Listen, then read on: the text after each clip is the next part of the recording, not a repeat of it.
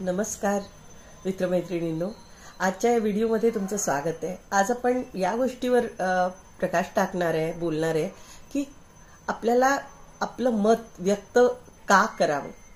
कारण बऱ्याचदा आपण स्वतःला थांबवतो, आपण व्यक्त होऊ देत नाही स्वतःला, आणि 10 लोकांमध्ये तुमची इमेज, आपली प्रतिमा अशी, अरे तो तर भोंदू आहे, अरे त्याला तर काही कळत नाही, तो का हो मध्ये हो मिळवतो।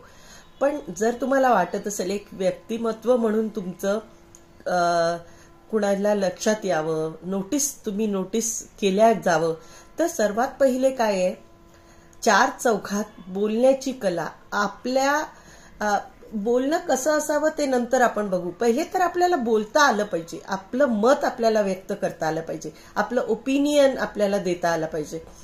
आणि खूपदा असं होतं की आपण विचार करतो, जाऊ दे नंतर बोलू, ते आता सगळे मोठे बोलत आहे, आता मला कसं बोलावं।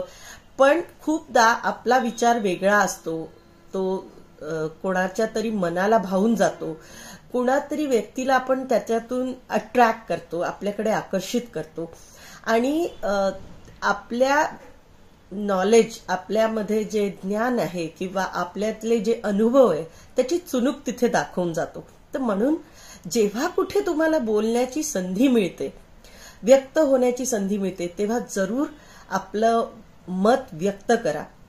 आपल्याला काय वाटतं ते जरूर सांगा 10 लोकांमध्ये, आणि त्यातच ज्याला आपण म्हणतो ना संधीचा फायदा घेणं, तिथली सुरुवात आपल्या व्यक्त होण्यातून, स्वतःला प्रेझेंट करण्यातून, आपण स्पीक आउट होण्यातून होते।